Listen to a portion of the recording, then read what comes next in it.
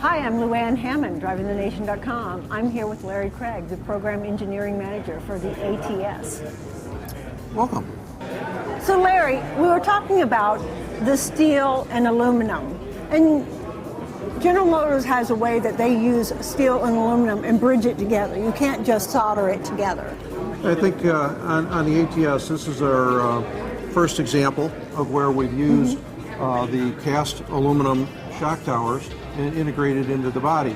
Here, what we show is the attachment between the steel structure and the cast is done through rivets and special adhesive, both up at the top and down at the base on your structural rail. I think one of the other areas that you were interested in was how effectively do we use the steel? That's right, because I see these holes in the steel and I'm going, why would you put holes in steel when it would make it less?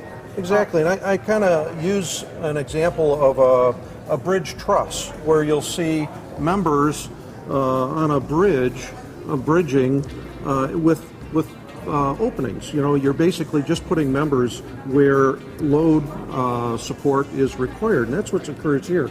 These areas where the holes are, there is no forces in that member that go through there, so we've removed that material. We use our CAE tools, our computer-aided engineering tools, in order to basically engineer it as efficiently and as effective as we can. We put the loads through as they would be experienced in the car, and we understand where the high points are, called hot points, and the cold points, and where you can afford to take some metal away. You know, it reminds me of the Leatherman. A lot of men carry Leathermans, but what they've done with the new ones, they call them the Skeletors. Oh, there you go. And they too have cut out holes, and they would have done the same thing. They would have looked at where the hole, where the strength was and where it didn't need to be, and then cut out that there's the a amount place of weight. In our vehicles for steel, and there's a place in our vehicles for the lightweight materials, as we've shown in aluminum and magnesium as well in this car.